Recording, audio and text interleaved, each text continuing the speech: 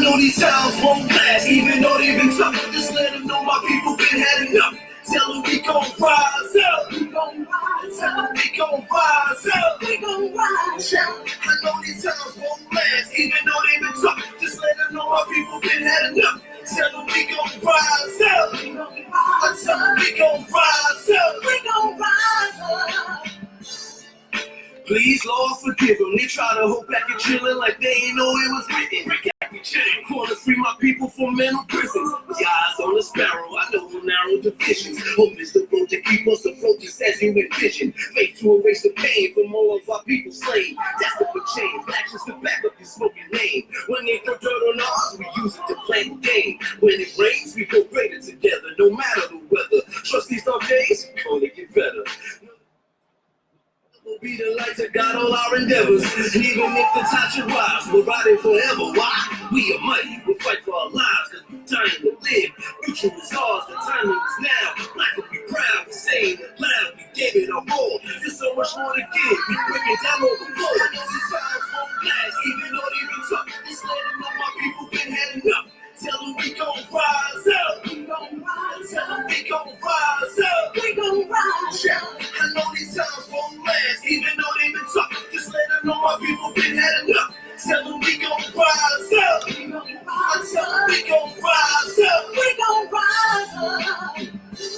Never backing down for the cause. Try to put our life on pause. We move in the image of God. No matter the hate that's smoking, our spirits remain unbroken. The divine man says you can't count us out. We are the answer. From the youth to the elders, ain't what you can tell us. Style and brilliance of mind, heart is bright as sunshine. Warrior spirits alive, so no we won't be denied. So vibration is high, and the frequency so angelic. Yeah. You don't know what time it is, people. Blessing. It's Soundbytes International Radio. Looking over here at the camera. Black consciousness is the claim. One world is the aim all day, every day. Expanding the conversation to support our human condition and hope in an effort to transform the world around us, to have a better conversation around equity, love, justice, respect, peace, all those pieces. Cohabitating in our earth space. Absolutely, I say. The concept of neighborly and what it means to interact with other human beings who are also experiencing this intense life experience on varying levels and degrees. Absolutely. So join the conversation. We're live. We're here on Facebook. Also recording podcasts as well, which will be available soon on the streaming platforms like iTunes and all those good things. So we're here live and direct.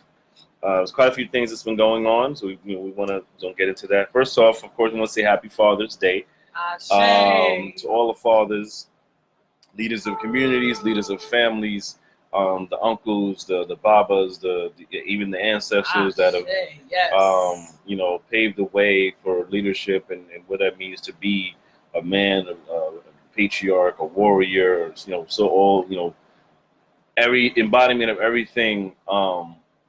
What it means to father, movements and peoples. So we uplift those today, those fathers today and every day, and fathers across the world, right? Because there's no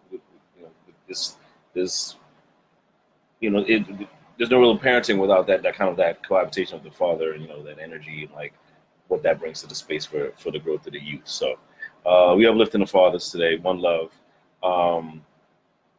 But we're talking about a lot of other stuff that's been taking place. So join the conversation. Soundbytes International, we're on Facebook. You can join the chat. Tell us what you want to hear. Let us know, if you're feeling the topic and talk to us. So we're here. So we're going to get into a few things. Yes. One of which, you want to jump into that crazy ass topic right now, or? I mean, today's topic is how do we as a community respond to domestic terrorism? Peace, Sister Damaris, joining the chat. Peace and blessings. Thank you. So how we respond to domestic terrorism, there's been a lot going on. We've been seeing police brutality has been a conversation for some time now. In this whole battle of Black Lives Matter, and then you got All Lives Matter, and then Blue Lives Matter, and then all these lives mattering, and actual conversation around equity and justice is actually not taking place because everyone's so distracted trying to figure out whose lives is mattering first, without looking at the reality of it. Is the injustices that Black people, by and large, as well as people of color, are facing across the U.S. In this land, across the world, in this land of the free and home and brave. Yeah, so I mean, in particular, we ran across this footage of if you need any more example of just how heartbreakingly ridiculous the white supremacist oppressive system has made the police, law enforcement and peace officers and all these so-called systemic tiers of structure. Mm-hmm. I wonder if it can get more ridiculous than the video that's been recently shared. And I'll put the link into the chat for people that haven't seen this video of the maniacal. We can just say that, right? It's a maniacal officer in Phoenix who felt it necessary to threaten the life of a Black family who was leaving a dollar store because their 4-year-old child barely walked out with a doll, a Barbie doll or whatever doll cost $1. Walked out of the store with the doll, and he found, and this officer, he was joined by another officer. It sounded like another officer in the video. Some gentlemen were filming the video because that's just the nature of what we got going on in society today. Yeah. And the officer is maniacally just coming to this family, yelling and telling them to put their hands on their head and to back up. It was very aggressive. It was very insanely aggressive. Guns drawn from the top. Very tyrannical. Guns drawn from the top. Stopping this woman who's holding up her baby a toddler. Stopping her with a gun to her, talking about he would shoot her in the face. We'll kill you. Do you want to die today? I'll kill you. I'll kill you right here. Yes.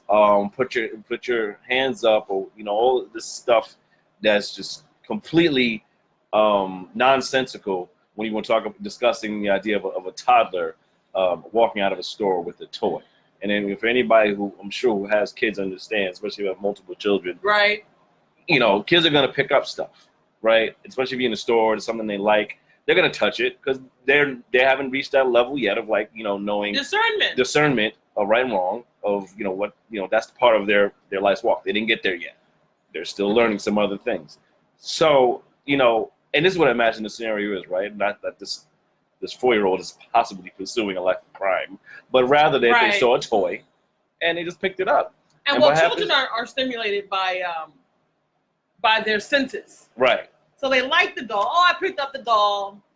And we try to teach our children very young. Okay, so you need to ask for that. That's how that works. And it may or may not happen, right? But the trauma that occurs by this family and these children, these babies, and she's also pregnant. Right. And then the whole, what they call it, the be compliant, don't fight back. He was having more of a conversation with this young lady, an interaction with her, and she needed to be loud in order to have herself be heard. Right. And then the looming conversation of they thought that she was grabbing a gun. A pregnant mother with a toddler was reaching for a gun to have a shootout with police. I'm saying, how? This Calamity Jane, please tell me. At what point? And this is the thing, and this is why we look at this whole conversation of white supremacy. But what is white supremacy really at this point?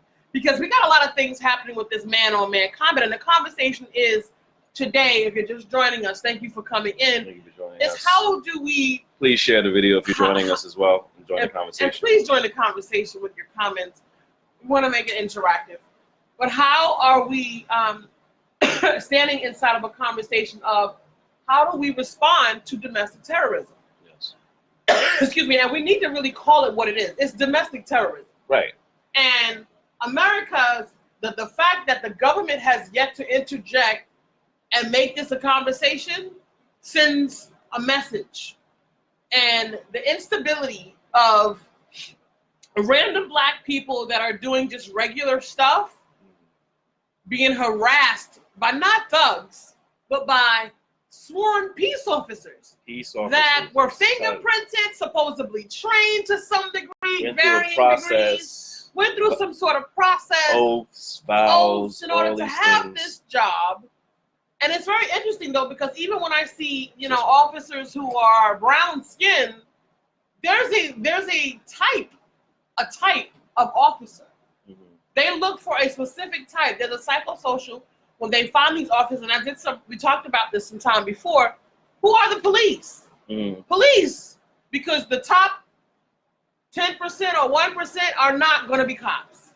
Right. Those are not people who are going to, quote unquote, put their lives on the line for creating civil safety, right? So who are actually police officers? Who are the types of people that become cops? Mm-hmm. Regular, everyday, nondescript John and Jane Q public. Mm-hmm. Regular people. Usually people who are, looking for some sort of recognition of authority. Maybe they didn't get picked on the football team, or maybe they weren't the strongest personality in the room, or maybe they were just always an asshole. Maybe they were always the one who was just always arrogant, but not that smart. Not smart enough to become an engineer, but, or get a football scholarship, but yet would become a cop and have a gun. Want to make it a life of police work and law enforcement. What kind of laws are you enforcing when you draw guns down on people, innocent people? What type of law are you actually upholding with that? Right. What's your legal standing? What is your rationale and logic that would cause you to draw down guns on a pregnant mother carrying a toddler in her hand under a report of a 4-year-old stealing a doll from the dollar store? That all of this interaction was necessary in order to contain this situation. I'm here to tell you, a grandmother with a stick could have contained that situation. You didn't need no cop with no pepper spray. You didn't need a security guard with a vest on. An 80-year-old woman with a walking stick could have contained that situation. Exactly. So that leads me to believe that, it's domestic terrorism. We're going to need to call it what it is. And that's because the government refused to intervene on our behalf. Which just won't be the first time that America has refused to intervene on the behalf of Africans on this continent. Under the guise of tyranny. Right. So have we actually progressed? Where did we actually get to? And let's look at the mechanism of what has actually occurred in our space. What is occurring in terms of what is the dynamic, the social climate being created by creating this hostility between law enforcement and Black Americans specifically, because these attacks are happening to Black Americans.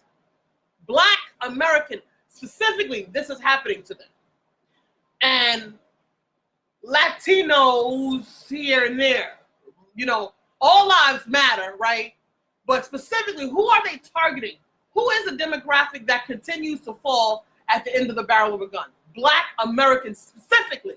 And there's a reason for that.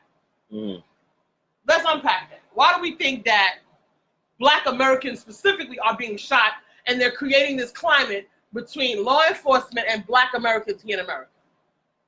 Right. And it's just as the trauma that Black Americans have gone through, whether they've already been here or they were captured it and taken here, just as that epigenetic trauma has taken place, so has this epigenetic, this whatever this is, this fear, the survival mode of European and colonizing settlers, and now into this new age realm of, it's just like innate racism, or the innate this idea of white privilege, or just all these pieces that has those that are acting in this space, right, of still of impressive mind, even when they don't think they are, because it's become part of genetic code. Mm-hmm. Genetic code to what is it? What's the word? Destabilize and deconstruct the power of others by any means, just to avoid being taken over. Mm-hmm. Right? It's very much taken over, right? Yeah, but taking over. Who's taking over anything? And what is What is it? That's the conversation. There is I a wanna know conversation where that this someone like psychosis is arriving from. Right. Right. And Black Americans on so many levels, while I'm a Black American, would love to say that, hey, we're going to walk out there and get reparations and take over the world. But guess what? We don't really have the infrastructure for that. We really couldn't take over the world. And because of the dynamic impact, even if white supremacy stopped affecting Black Americans, it would still impact the rest of the world. Even if Black Americans healed from their the trauma that's psychologically impacting us, emotionally impacting us, that we somehow healed as a collective of people, the white supremacist consciousness has also infiltrated every other man from everywhere else around the world. You're talking about lighter skin beauty standards. That's everywhere. That's that's everywhere. That's in the Caribbean. That's in Asia. That's in a lot of different places. That's in India. All these different, all across the global landscape. There hasn't been a place that hasn't been touched per se. I mean, other than Ethiopia and things like that. But that hasn't been touched by these ultimately European standards and what the white supremacist energy and destabilization has settled in. So it's like you said, even if somehow we found some semblance of healing within this country here, and it's all right, we're all good. There's still a whole other world in 6 other continents that they need to get on track, right? And to even it'd be a joy to see that at least here in our lifetime, because let's say the reparations, right? We still gotta look at how we're utilizing our black dollars. Because even now, if we got that, we're not even in the conversation around knowing how we can properly support each other, economically and in what have you. Brooks says corruption within the legal system and systemic racism combined needs to be challenged in order to begin challenging white supremacist police officers. Thank you, Chris. I see you coming in. Ashay, yes, this is true. But check this out. We can challenge white supremacy, but at the end of the day, what is white supremacy? I talk to you guys all the time about a book called The United Compensatory Code System. The United Compensatory Code System. Yeah. Yeah. Damn, you get a really good look at that. Look at that. Yeah, HD baby, somewhat sort of kind of. We're working on it. Okay, so you can get a look at that screenshot book. That's Millie Fuller. And I always tell you, when you look at text, always understand that there's always small line, room for error, and some of it is a little bit of a perception.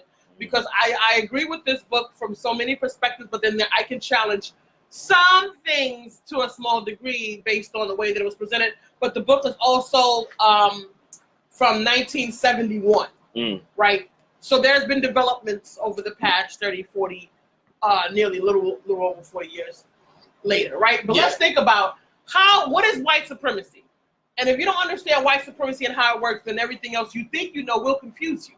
That's based on the narrative from this book. Right. Now, white supremacy, we look at white supremacy, white people. No. We're not talking about man-on-man social context. Right. It's bigger than we're not talking about man-on-man social context. Cops on American people is man-on-man context. But the problem is, once he represents the government, it no longer is man-on-man. This is why when I say it's domestic terrorism, it's domestic terrorism because he represents the government. Right. And the government is not correcting itself when it finds that this system, a part of itself, is not functioning properly. Because police officers should not be throwing down guns on Black Americans, pregnant women, unarmed men. Recently this week, a Black man got shot in handcuffs on his knees, execution style. And I think that was in Texas. And they went bananas down there. Bananas. See, that shouldn't be happening. So that's what makes it domestic terrorism. Now, white supremacy as a system is a system of designating one group less based on another group's desire to be the best or the ruling class. Irrelevant whether it's true or not, because they have the capacity to be able to say, we're the best, we own everything, we're taking your stuff, we're moving you out, move over there, go over there, and you are now the designated sufferer.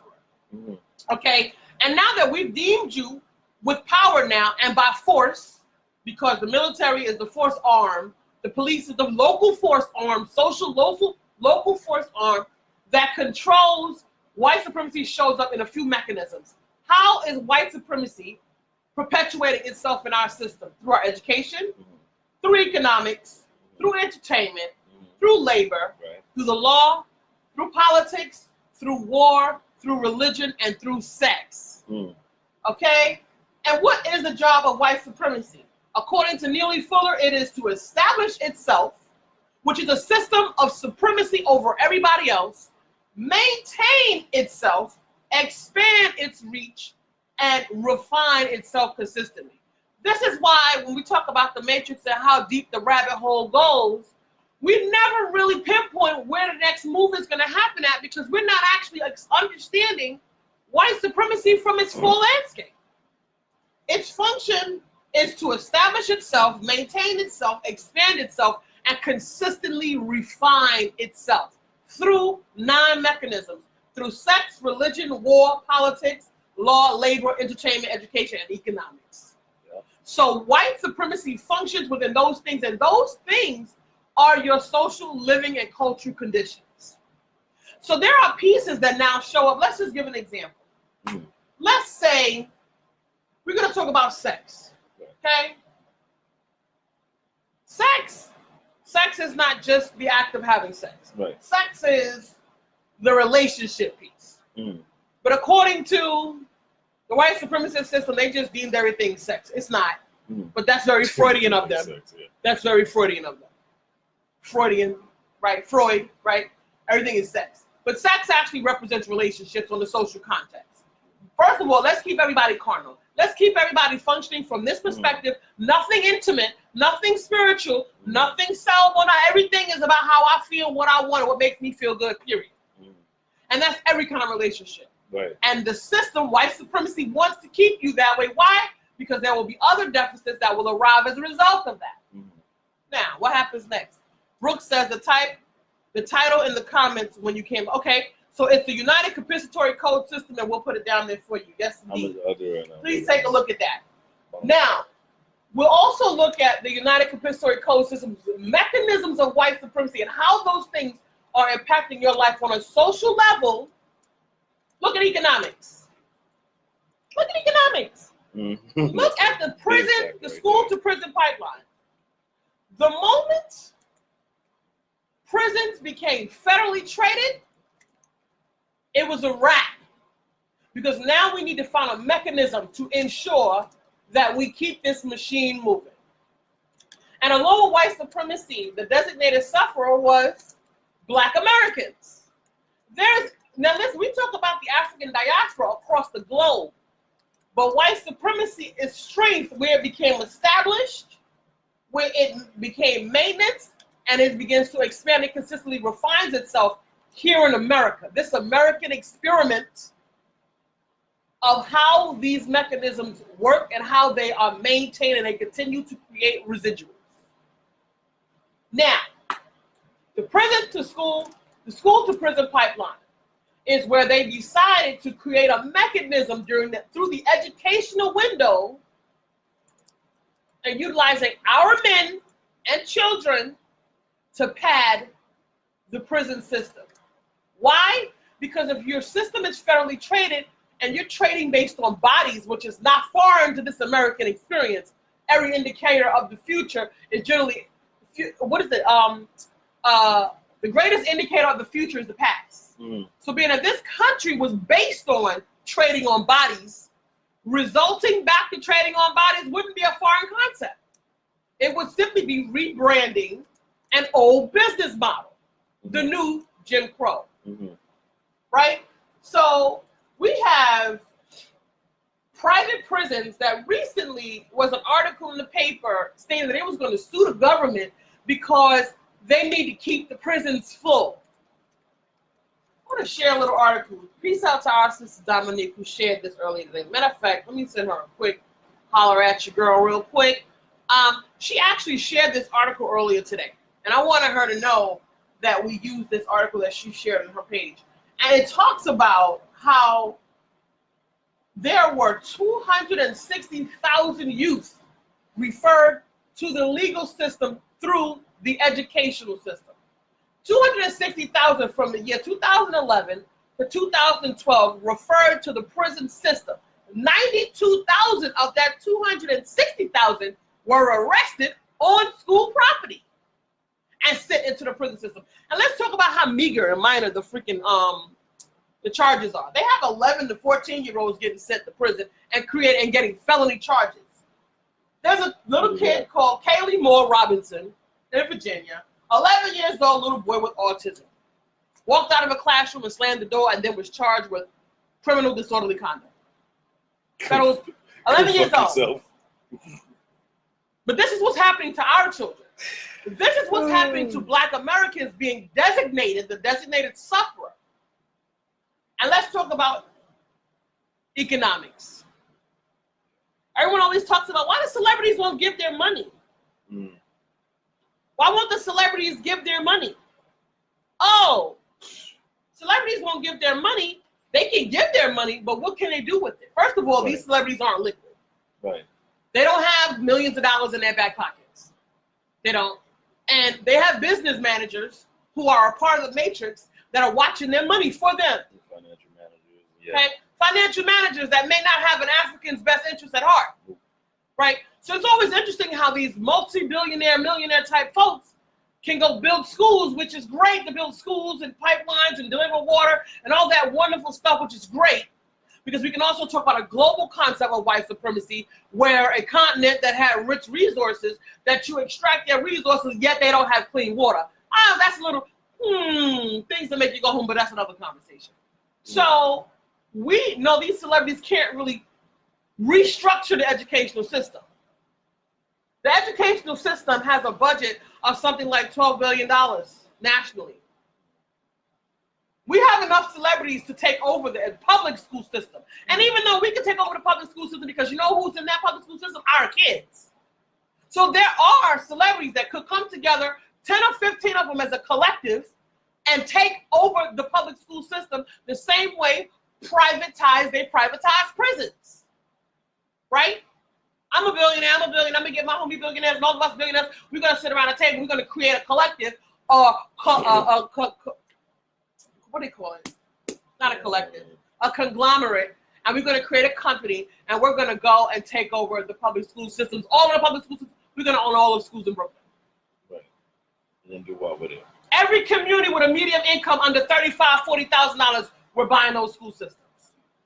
And how are you shaping the people that are going into those school systems? Not just the students, but the teachers. What are they sharing?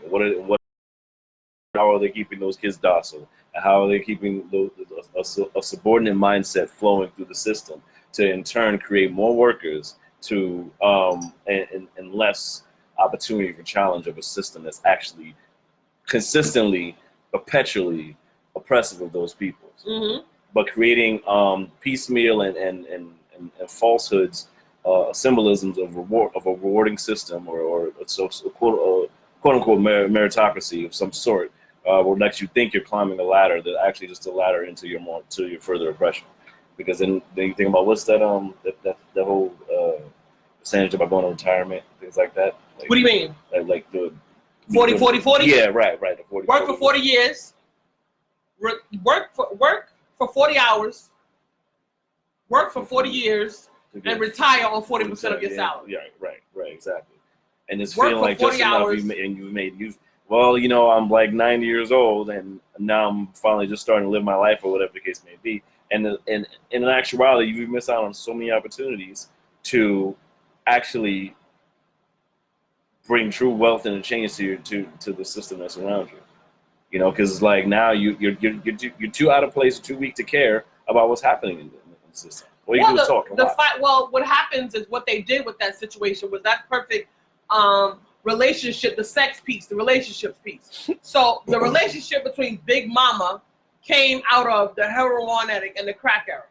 So what they decided to do was shift the way you connect to Big Mama by making Big Mama a caricature in our social landscape, which there was a huge wave for about 10 to 15 years when every Black comedian was on stage and in the silver screen making a caricature of Big Mama.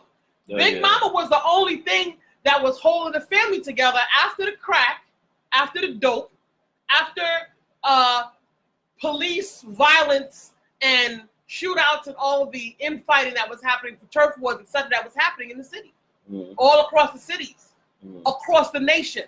It was only Big Mama that was still keeping some of these kids, and they were still getting through. But what happened? They made Big Mama a joke. Okay. Then they took discipline out of the hands of the parents. I'm a strong believer in corporal punishment. Okay. However, I'm a strong believer in corporal punishment as an absolute last resort. Absolute last resort.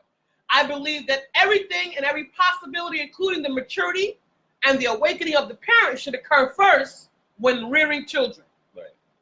First. But what did they do? They disabled every mechanism that you could use to support your growth and strength.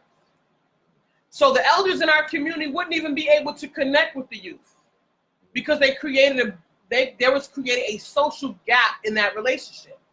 That mechanism would be able to support our people. But guess what? A lot of our young folks, even to this very day, are not taking any information from the elders. They're like, yo, you old, you back in the day, you traditional, we ain't here for that, mind your business. You know what I'm talking about? Not a good Big Mama, the grandmama today, isn't she trying to be an Instagram model, or she trying to be in the club with her daughter and her granddaughter? And it's like, it's, and that might probably not be the by and large conversation of our community, but like that's what's put in the face of the mainstream. It's like, and through the social media mechanism, like when you look at these people, like 30, 40 years from now, and what their legacy is, of how it influences the youth as they grow. You think about what Big Mama was to our legacy now, and this potent want for us to be different. What's the legacy for the future Big Mama? Will she even exist, or will she be twerking out to a dying day? You can twerk for like whatever. Yes. Yeah. Brooke says that property tax is the primary fund of public schools. If the neighborhood is poor, a billionaire wouldn't financially benefit from aiding an inner city public school. That's sad. Okay, so that's inside of, and I appreciate your comment. And my perspective around that is that's what it would mean for billionaires to buy out the public school system. Because a social pyramid is created by strengthening your foundation. If the billionaires bought the public school systems in every community of color who had a median income of under $40,000, 15, 20 years, 25 years is all it would take to begin to restructure your foundation. Because you'll be restructuring the minds and the concepts and the community around this particular attitude. It takes about 15 to 20 years to restructure the social concept of whatever it may be. Why? Because we're dealing with masses of people. And so how that happens is through mass media on all of these levels: economics, education, entertainment, labor law, politics, war, religion, and sex. One particular thing that happened this way was the LGBT community. The relationship between our social consciousness around interacting with that concept changed drastically from the 80s to what it is today. And that was padding a whole new consciousness and restructuring everyone's relationship to this new information. And it happened layer after layer after layer after layer after layer, that as you walk down the streets right now, every major department store has rainbows in their windows. And everybody is feeling good, living good, experiencing good vibes, and that's all well and good. That same concept could have been utilized to restructure the concept of how the world and the nation interacts with Black Africans, if it was necessary or if it was deemed something to do. If we really wanted to restructure how people interact with the African, mind you, we're nearly 400 years outside of slavery, outside of the beginning of slavery. So it took 20, 25 years to restructure how people relate to the relationship with the LGBTQ community, and what was also put in place to support that: legislation and enforcement, right? Education went into the schools, and a curriculum was implemented in the schools at every level to support shifting a consciousness around relationship with a certain piece of information. That same concept could have been used if it was ever any objective to restructure how this nation interacts with Africans in this country. Yeah. Because police officers, as John and Jane Q. Public, drawing down on a pregnant mom holding a toddler is a serious, disgusting disgrace to say this is 2019. Yeah. So, yeah, Brooke, I get you. She said, just finished watching Posse, LOL. Pose is a show. Oh, sorry, Pose. But yes, I like you watched the dramatic change over the years while Black LGBT folks have said what you are saying. Yeah. Yeah. But see, this is the thing. The way that all of that is marketing. All of that has to do with labor, economics, the education, entertainment, legality. All of these things were put in place in order to gradually restructure over 20, 25, 30 years to change the narrative and change the relationship with how people receive that information. The issue still with how the nation, how the world relate to Black people is still just like a love for what we put out, what we contribute, but the relationship with the actual being is still lacking in a severe way. You know, it's a love for the exploitation. Exactly. It's the idea of what a black person could be for me versus who a Black person is as a person. You know, and it's like, here's the dances, here's the culture, here's the clothes, here's the style, here's the trends, here's the lingo, all these things that have biological. Here's the scientific breakthroughs constantly coming out of like Africa. And like actual Africa now, right? Like and the inventions that that slaves had to figure out, but couldn't patent because they didn't have the power to patent, right? And then like the contributions we put throughout the years that go slept on, and one of the biggest movie series, just really quick, The Matrix with Sophia Stewart, Black woman overlooked for so long for And they robbed this. Totally robbed. I mean, she got her comeback, which is dope, great. But it shouldn't happen in the first place, right? And it's like it's this constant co-opting or straight exploitation and extraction of these styles, these cultures, these pieces. Intellectual property of Black people without actual acceptance and love and respect and acknowledgement of the actual people that are putting forth these mechanisms that are constantly shifting and changing the world. Not even just a neighborhood, it's the world. Like every day there's an implementation of what the African across the diaspora here and abroad has contributed to the growth of society as we know it today. And there's very little to show for it. And to be in 2019, to be 400 years, you know how long that is? 400 years out to just now slowly, gradually learn of the things that we have contributed to what we know now. Potent stuff too, like potent things that we use today that we've contributed to the growth of. But that falls into the concept of white supremacy. Right. White supremacy, we call this white supremacy. Mm-hmm. I really wish there was another name for it. I don't honor it as white supremacy, but I do understand it as a mechanism. And I do understand it as that's systemic oppression at this point. I would even exact systemic oppression. Because now it's not because it's not just white folk that are upholding it. It's made its way, it's colonized its way across these nations now to where others are upholding what white supremacist values. Yes. You know what I mean? There's Black people that Black people, they can be you and me or whatever color across the spectrum, that uphold white supremacist value system. Yes. Because of this ingrained, and it's the sad part of the indoctrination. But at the end of the day, it's happened, and we're here with it. And now it's across the spectrum. Any nation you go to, where the white supremacist value system is a structure of systemic oppression is upheld, or the oppression of people to keep a certain people in power, whether it be by racism, discrimination, gender, all these different pieces, it's there. So it's at this point it's like almost it's gone beyond white supremacy. It's really this level of just like overall systemic oppression that's taken place. That it's evolved. It has It's refined evolved. itself. It's refined itself. Yeah. It has refined itself In a as very a mechanism. parasitic nature. Yeah, very parasitic, very cancerous nature. And even to the point where, parasites hang on to the host, and it usually, it doesn't really, the host is fine with the crustaceans like whales, etc. They just hang on.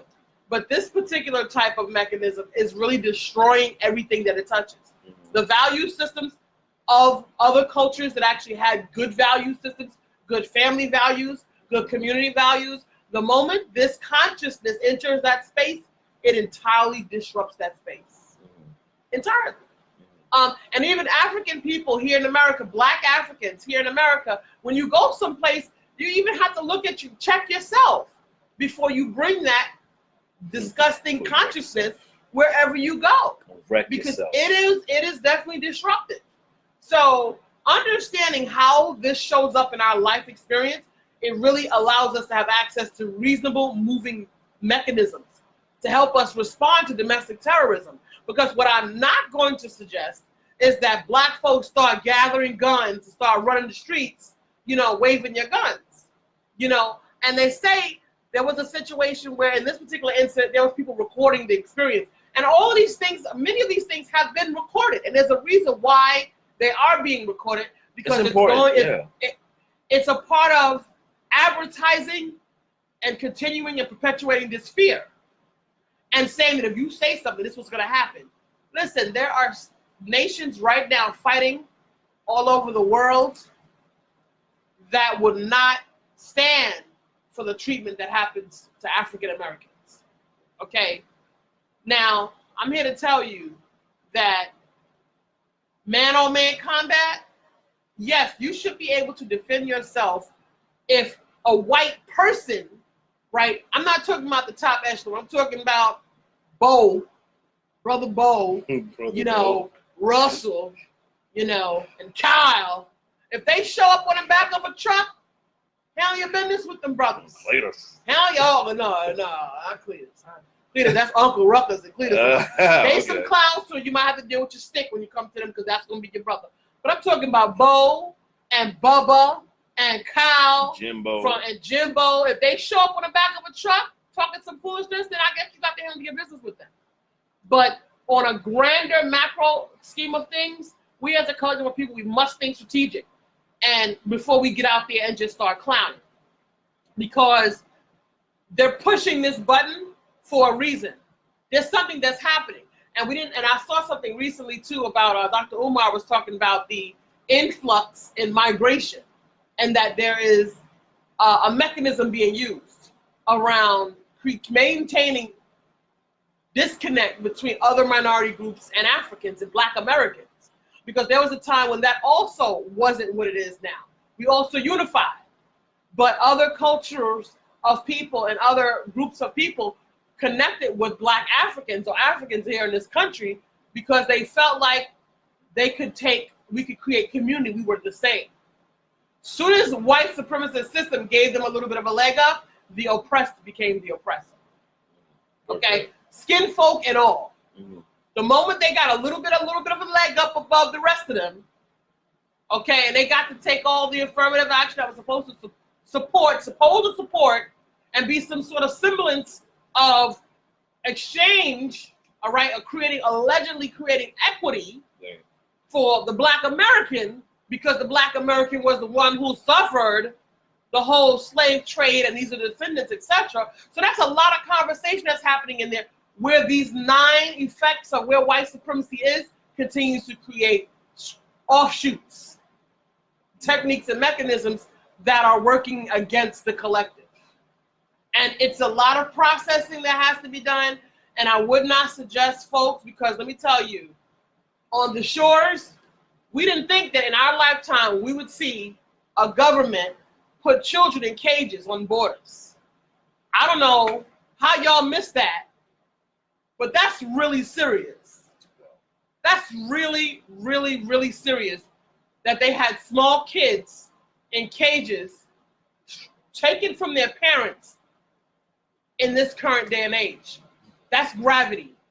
I don't think anybody should be eating no more turkey. I don't think there should be another Easter. I don't think there should be another holiday to commemorate anything. Because if that can happen, and if they can shoot execution style an African in handcuffs by police, that should put your eyebrows up. That should really shake you up in a real intense kind of way to have you really looking at some things. It's like free game out here because it's like even though there was a story about the brother who was sleeping in his car and they shot him and they're still trying to find a way to justify that. And when you to be in a space where literally you can be killed for sleeping in your own property for whatever reason.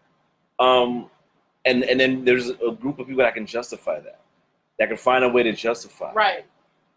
You know, and looking back on criminal histories, finding reasons, and that's never a reason to try to kill. If you've never killed somebody or what have you, that's never a reason for to bring up someone's history. Oh well, you know they sold drugs back when they were 10, so it was justified to kill them. Blame the victim is the consciousness. That's another one of those mechanisms used in the system. Then you got Brock Turner's out here just chilling. You got freaking Zimmerman out here just chilling. Yo, that's like the biggest offense and slap in the face to a community of people I've ever seen in my fucking life. And that brings us back around to and I was gonna say I wish to wish death on someone, but the fact that to all this talk shit and this gangster shit and all this type of stuff of something needs to be done, and we get out here, we can actually still be out here killing ourselves, killing people in our own communities as well, and nothing's happening to this guy who's literally got off scot-free for killing a young man against police orders, still free. That was what 7 years ago? 7 years.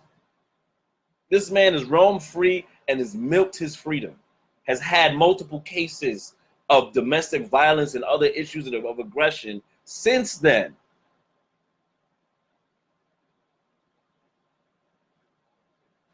So what are we gonna do, family, in the face of domestic terrorism? Because how do we arm ourselves? And I'm here to tell you, I'm not a space for Africans walking around here talking about don't make it heavy. I don't want to deal with the stress. I don't want to think about that. I don't want to talk about that. It's stressing me out. What are you, nuts? Don't you have kids? What are you? Are you dumb? Are you dumb? Like, what's good with you? Like, I'm not here for that. No, but seriously. I'm not here for that. I'm here for every person taking personal responsibility to do something with this information that is impactful to the body of the people. Not only themselves, their families, their communities, and their children. Yeah. And you need to be having this conversation. You need to be telling your kids that this is domestic terrorism. We are in an occupation. This is crazy. If this has happened to other people, and you know what they've done? They fled their countries and came here for safety, for asylum. Mm-hmm. They left their countries and went and came here for asylum because they were living in hostile territory. A black man in his car sleep getting shot by the police, I would call that hostile territory. That attack on him, that attack on his attack on his family, is an attack on you. Black woman got killed in an apartment complex a couple of weeks ago, screaming that she was pregnant. They found out that she wasn't. She was in her own apartment complex where she lives and gets shot by police. This is what I would call a hostile territory. And this is not a means of fear, because it really isn't anything to fear. At the end of the day, this is a mechanism, and they are creating a vibration that they want you to react to.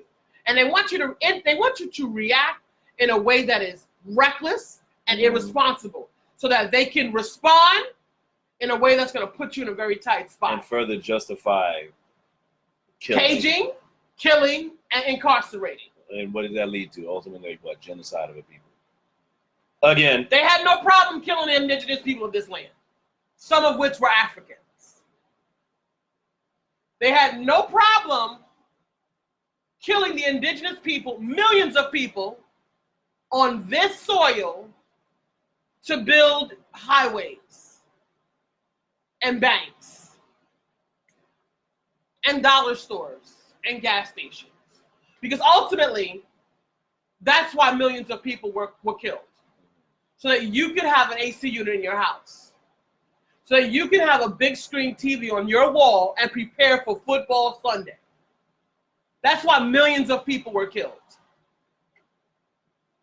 So I really want you to really think about that. Yeah. How are we as a community dealing with domestic terrorism? Right. What are we doing about it? Like it's important to have that question in the space because we need to know. We need to have it be a real discussion in our homes and our families. Like how do we deal with it, and call it for what it is, which is domestic terrorism. It's like this is on our home front, so it's important to explore that. We're not saying we have the direct answers on this broadcast. We're not saying we have direct answers right away, but it behooves us to explore what those answers could be, so we can get to the next level because it's strategy. It's strategy in the face of war. You know what I mean? And it's like it's met with a lot of nice ideas, but the action is what needs to be fulfilled. And it's not action to say go shoot up the place, but how do you responsibly protect yourself in the face of that? And protect yourself that quite possibly could mean is it taking up arms, which is quote unquote a right, allegedly, or it also protect yourself with the knowledge. Like what are your rights? Like how do you properly respond to such situations? Who do you bring with you? What spaces do you go into? Protect yourself. Economically, how do you create tighter knit communities with economic resources? Because when you utilize and rely on yourself not meaning the individual, yourself meaning the collective, meaning the village, meaning the community. If you rely on yourself, you don't have to worry about any opportunity of falling short of what you need to survive in the face of the external support that you think that you're looking for, that you think you have. It's keeping it self-contained and working on that. That's an opportunity to protect yourself, your intellectual property, your emotional state, your family, the village, piecing it together. So it at the very minimum is to protect it. What's the defense mechanism to offset the offense of what's coming to us constantly, and it's not just filming. Yeah, you can film and document, but also what can we do to work in tandem with that, right?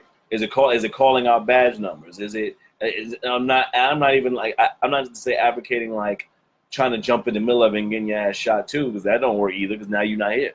But how do you effectively engage these situations to where it actually makes some real impact beyond just filming?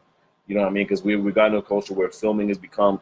It's important, but also is a lot of times got lazy and a lot of times has put us in the place of disconnect from personal responsibility to fellow man. And if we really work towards making tandem pieces to rectifying these issues, like I said, the filming, is it calling out the badge numbers? Is it is it rallying people together for community response? Because then the strength in numbers and cops back down and all this type of stuff, that happens too. Whatever that gets to look like, right? But doing it responsibly for your own safety. Not responsibly for them per se, but responsibly for your own safety and to protect your people. Because right now it is really like red alert to protect and heal and be with our people. 100%. We can stop and really take a break from these distractions and these outsides of like what it means to like work or even work around with other forces and things like that. Everyone else has their work to do too, to dismantle the systemic oppression. Absolutely. Everyone else has their work to do too. Absolutely. We meaning the Black community have a very personal, direct responsibility to handle what we have within our community, because we're not handling it on a consistent, persistent, perpetual basis daily. It's not working. It becomes this thing it's like a hot trend for the moment, and then we go back to regularly scheduled programming. And regularly scheduled lazy programming where we don't have to be responsible for creating outcomes. Don't pray for me. We don't need no more prayers, okay? We need actions. Because that's also Avenge in me. the system. Avengers assemble. Listen, I'm here to tell you, keep your prayers. don't pray for me. Okay? You'll need them. Okay? What I'm here for, and see, that's another conversation to talk about the whole white supremacist system and where it's showing up at. White supremacist system also shows up within the mechanism of religion. Now, first of all, religion is your personal experience. Malcolm X said, leave it at home, because it has nothing to do with you standing next to your fellow human being, holding hands, and have two different ways to talk to your God. You can be standing next to a Muslim who speaks to God the way he speaks to God, and standing next to a Christian who speaks to God the way they speak to God. But guess what? The two of you should be protecting each other's lives. That's why you're still speaking to that God. has irrelevant to how you choose to speak to God. Okay? So, and that other conversation that's occurring has absolutely nothing to do with you, but you fallen victim to allowing it to be a mechanism to make you weak. Division weakens the foundation. If you look at a brick wall and I start taking bricks out of the wall from here and there and there and there, eventually it will collapse. The goal is to fortify. Fortify yourself, your community, your mind, your family. Speak with truth. Yeah. I do not encourage any African anywhere, particularly Africans in America. I don't encourage them to consumerism ever. Ever. Because the economic power of the matrix is you have supported your own, you've been complicit in your own oppression on so many levels. So this is the reason why we have to deal with this domestic terrorism issue from personal responsibility. Save your prayers, go into action. There are things you can do on a day-to-day basis to protest the system without getting outside with a picket sign, without putting a target on your back at the job. There are things you can personally do to protest and to start to destabilize the system. But stop willfully pouring all of your resources into the system, utilizing mechanisms within the system that deconstruct your consciousness, deconstruct the consciousness of your children. Stop taking in this media. And it's up to you to ask questions, and to like totally eradicate fear of not knowing. As I don't know will open a lot of doors for you to be in the space of knowing everything you fucking need to do to have the results you do need to turn out. So don't like, and I feel like that's what happens to a lot of people, get caught up in like this pride of like having to feel like you know everything. You don't. So like, and that's the time to be with community. I don't know these things. Can you help me out so I can be of great support? I want to support. I don't know how. What's my first step? It is okay to be in that space. Don't let that lack cripple you and deter you from being with your people in a powerful way and making a change today, right? And transforming yourself into what's necessary for your people today, if you choose to. Because I've very well run into people that was like they're ready to chill. They don't want to bother with this fight. They just they not here for that. Good on you, but I can't do it. I'm gonna take a back seat. All they concerned with is getting themselves a better seat than master's house. That's cool. If they're stepping aside, then that's cool. But that's where you're gonna be. But if you feel like it's in you, that it's imbued in you to do something, and you don't even know where to begin, then it's very imperative to be with your people, to ask the necessary questions, not even just of them of what to do, but ask the questions, period, that need to happen. Ask the questions of the system. Ask the questions of those that tell you why you should do X, Y, Z, and for what purpose. Ask. And you'll it put you in space to keep asking to where you may get the answers you need, or lead yourself to more questions that'll get you in the right direction. But ask the questions and be patient and be diligent and be open to what's available on the journey, because it is a journey. You know, we very well may not see this in a lifetime. What this being this goal of this full-on equity of man, healing. One would hope, but we can't stop, regardless of what it is, regardless of what we see, regardless of what we live to see. It is up to us, those that actually passionately care about what happens for our future, to do something. Not type something, but do something. There's a mechanism in play. There is a thing to do. There is a system. How the Matrix, you know, we talk about the Matrix all the time, guys, because it's such a visual, such a visual and extended metaphor that really works. Morpheus said, system is based on rules. The system is based on rules. Is that air you think you're breathing in? So stop trying to hit me and hit me, right? Stop trying to hit me and hit me, right? You think you're breathing in air? Do you think that, like, this is the life for you? Is that where you really are with this? Or do you not understand that the system is functioning the way that it's supposed to function? Brother Naim just offered that. No, we are disillusioned. Mm-hmm. We are disillusioned. We think we're participating in a system. We're not participating in the system. The system was never designed for us to participate in it. It was designed to eventually obsolete us out of it. Mm-hmm. And it has been consistently functioning this way. Opening the borders and consistently mounting, you know what? Our Black American numbers has trickled down and diminished. It took about, the white folks talk about their numbers have diminished, but Black people in America, their numbers have diminished. Because it is the African who is a descendant of slaves that has this very specific type of trauma. Right? Matrix said, listen, we've done this and we've become very good at it. 6 times the Matrix has been restructured. It will continue to refine each time, refine each time, refine. The Matrix in the white room, white supremacy in the big white space with the architect that's creating the room and showing you the clickers of life. Yes, we've done this 6 times. We've refined this Matrix. We've refined this white supremacist system over and over and over and over again. Okay? So it's up to you to be responsible for creating different outcomes and behaving differently and accepting certain realities that may be a little bit uncomfortable, especially when you look into people's faces and they're smiling at you.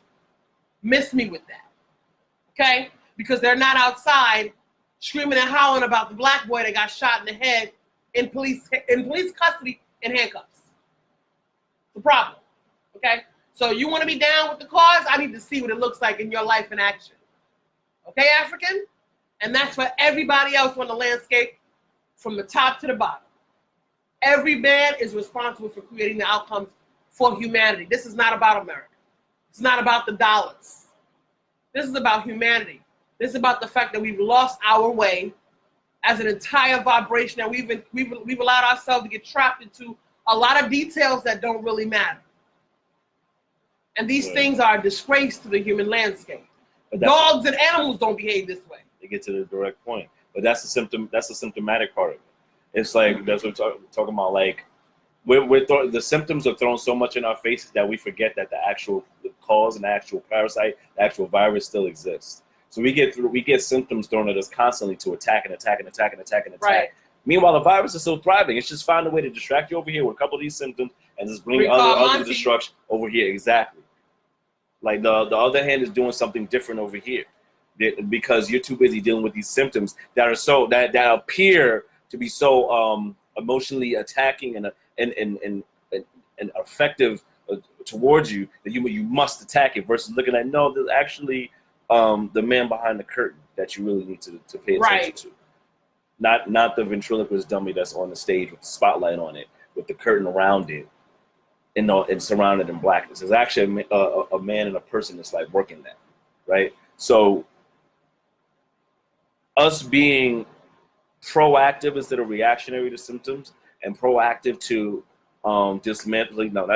eradicating the virus absolutely is key. It is very key. And that's what you have to stay focused on. So that takes a certain type of like being with discernment and again, patience I'm talking about, because it means knowing that you're being faced with these symptoms. Knowing that it's like, hold up. Yes. Okay, I see what this is. What's on the other side of it? What is it? What is this protecting to keep me in this oppressive state? Because whatever it is protecting the oppressor and keeping the oppressor in the space to oppress. So what is this thing in front of me what is it trying to tell me? I've been kind of battling with it, but there's still some stuff happening. So that means this is not working. I need to focus around here. I need to get around this wall. I need to get under the wall. I need to do the Trojan horse of getting through this to really make the impact. And that's where it is. I mean, and it's learning from different experiences, you know. Talking about like, I mean, even just briefly, because we're about to wrap. Looking at what's going on in Sudan, like I've been sharing about Sudan, situations been happening lately. Not lately, but like just coming to a head as far as like how when you want to talk about the systematic oppression, that structure, the white supremacist structure, and that includes like how the media perpetuates certain narratives, right? And you have the Sudan uprising, people that are peacefully protesting and doing sit-ins because they've said we're fucking tired of an oppressive system. Right. You know what I mean? It's like 30 years of tyranny and oppression to the people, and this decline of their governmental system, where people power is not a thing. They're like, enough is enough. Stays the largest peaceful protest in Sudan's history, and right now facing military backlash by the overarching government, and the hundreds of men and women are killed, and women are raped, and the men are raped, and people are going missing, and like all these things of just like this horrendous situation taking place in Sudan. In just saying just now, enough is enough after about 30 years of just undergoing this. And it's like, and you've got people that are out here that they're ready to die, willing to die for something to be different. And we're not seeing this. Total media blackout. Why? Because what does that look like to have enough images in our faces to show what rebellion looks like, to show what fighting back looks like? How often do we get those images? You know what I mean? Like, it's here because we've been made to deal with the American system, the U.S. American system, as we've made it. We're good. We're not like the other countries. We're free. We're this. We're allegedly. that. Allegedly. Illusion. And still under these chains, no matter how they look, whether you're chained to inmate or chained while you're going to walk to your cell, to the cafeteria, or if you're chained to like, I have to go make 40 hours a week to make pennies and have it recycle itself to pay off student loans and all this this perpetual thing of just depression, and ultimately you've wasted life to live and reach a dream that was never meant for you to reach in the first place. It was meant to keep you occupied while you run through your life, your time, while you run the hamster wheel that a power structure needs to keep people off its back so it can do what it does, which is be in power. And no one else can be in that space. To be number one. All these things are like those are symptoms. All those other pieces. That's part of like, what's the problem? Systemic oppression, white supremacy, racism, all these different pieces are here. They're here. What we still been battling is down here. Maybe getting here and here, like I'm talking like in the web and the legs going up to, I'm imagining it's like what a virus looks like, the whole head, like all the legs on it. We're like at the leg, maybe at the feet and the little joints of this little virus's legs. The virus up here is still standing strong, probably growing some more legs. Oh, it's definitely refining and growing some more legs. Constantly. Family, be safe. Yeah. So cover your families.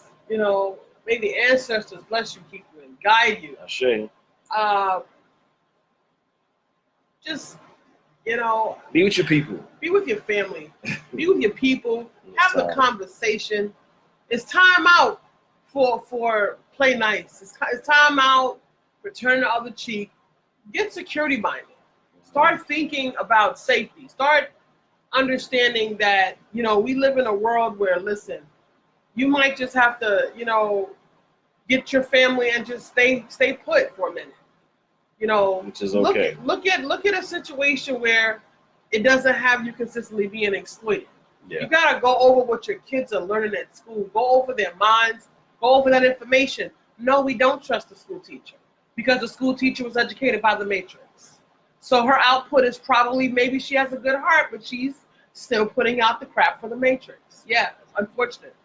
It is what it is. If you're not one of us, you are one of them. And the ones that choose the challenge are the ones that they're putting out. So this is what we're up against. You know you are well adjusted if ain't nobody saying nothing to you. You one of them. Either that or you're a neutral, which makes you one of them still. You're not a part of the system, you're not a part of the solution, you're not having the conversation, and you're trying to keep your nose clean. Neutrality in the face of what's taking place you might as well just be like chilling with the oppressor in the condo. You know, so like it's up to us. Stand together, people. So I'm gonna leave you with that. Keep the passion up, keep the fire up, keep joining us in these conversations.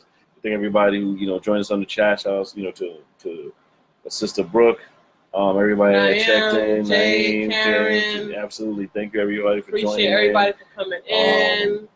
Chanel, Damaris, thank you for everybody that checked in. All the groups, the RBG groups. Yeah. Sister Kiki, thank you. Monique, thank you for checking in. Saying hello. So yeah, this is Soundbytes International Radio, giving you the world and the sound bites necessary for us to consume it and share with you, in hopes of a better world, in hopes of a better community for Black people, people of color, and humans overall. Because this is what's necessary. So gotta decompress it. We gotta deconstruct the bubble and unpack. And unpack it. So we love y'all. Blessings. We love you. My heart's yours. Yep. Forever. We still on. Even if Chadwick is tired, we still on it. We still on it. All right, one love, y'all. So this is Soundbytes Radio. We about to get out of here. We're gonna rise up, y'all. So peace out. Join us next week. Share this video. We love y'all. I know these sounds won't last, even though they've been tough. Just let them know my people ain't had enough. Tell them we gon' rise up. Tell them we gon' rise up. We gon' rise up. I know these sounds won't last, even though they've been tough. Just let them know my people ain't had enough. Tell them we gon' rise up. We gon' rise up. We gon' rise up. We gon' rise up. Shout Sister Orchard Giving. Love all your givings. I love you, sister. Thank you.